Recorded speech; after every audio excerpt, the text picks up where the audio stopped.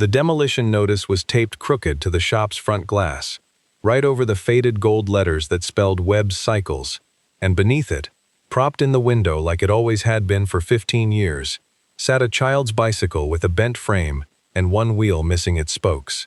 A man in a tailored coat stood on the sidewalk pointing a phone camera at it and said, loud enough for the whole block to hear, "This is what I mean. This is exactly the blight I've been telling the city about."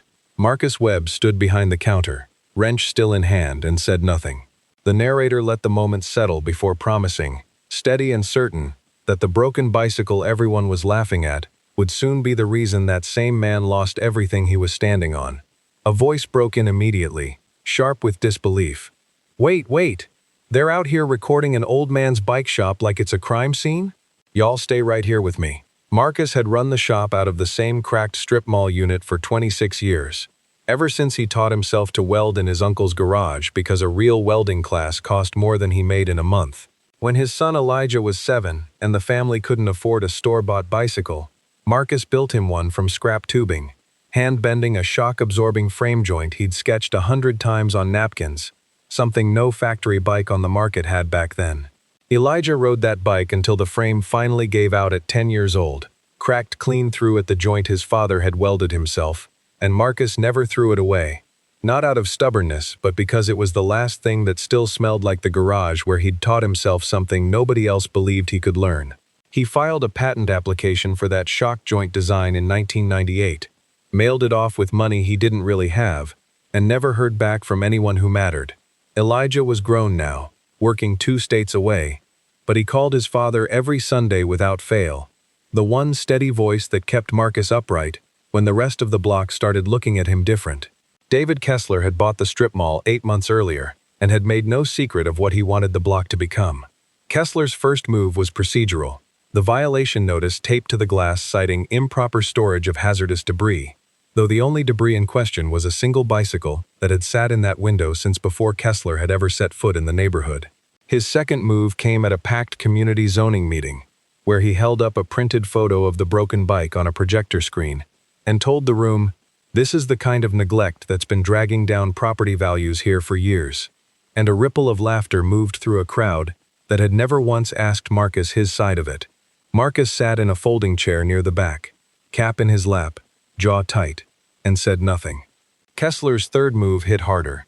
He pushed the mall's ownership group to triple Marcus's lease overnight, dressing it up as a routine market adjustment, knowing full well it would force the shop out inside 60 days. The reactor voice cut through here, incredulous. He tripled the man's rent? Over a bike in a window? Somebody explain that math to me. Kessler's fourth move crossed every line that mattered. He sent a private cleanup crew to the shop before the 60 days were even up, hauling bins onto the sidewalk, and when Marcus ran out shouting for them to stop, one worker had already lifted the broken bicycle off its stand, ready to toss it into a dumpster like it was nothing at all. The reversal started with a call Marcus never expected. A cycling historian named Renata Ashford, curating an exhibit for the Regional Transportation Heritage Museum on early mountain bike suspension design, had spent 3 years chasing down a mysterious 1998 patent filing for a shock-absorbing frame joint that never made it past preliminary review, a design nearly identical to the one a major bike manufacturer had mass-produced and profited from a decade later without ever crediting the original filer. The filer's name on that patent was Marcus Webb. Renata tracked the address to the shop just 2 days after the cleanup crew incident, and she arrived to find Marcus standing on the sidewalk holding the cracked frame against his chest, like something breakable and precious. She knelt down, ran her fingers along the weld seam, and said, "Sir, do you understand what you built here?" A neighbor who'd filmed the cleanup crew on her phone the day before, out of nothing but instinct, sent the footage straight to Renata once word got around, and it showed, clear and time-stamped, Kessler standing on the sidewalk telling his crew, "Just get rid of all of it. I don't care what it costs him." Renata brought that footage, along with the patent records, to an emergency session of the same zoning board that had laughed 2 weeks earlier. She read the frame's provenance aloud, then played the clip. The room went quiet, in the particular way a room goes quiet when it realizes it mocked the wrong man. The board forced Kessler to apologize on record before any further action on the lease could proceed, and what came out of him was thin and reluctant. Didn't know the history there. I'm sorry if I was harsh about it.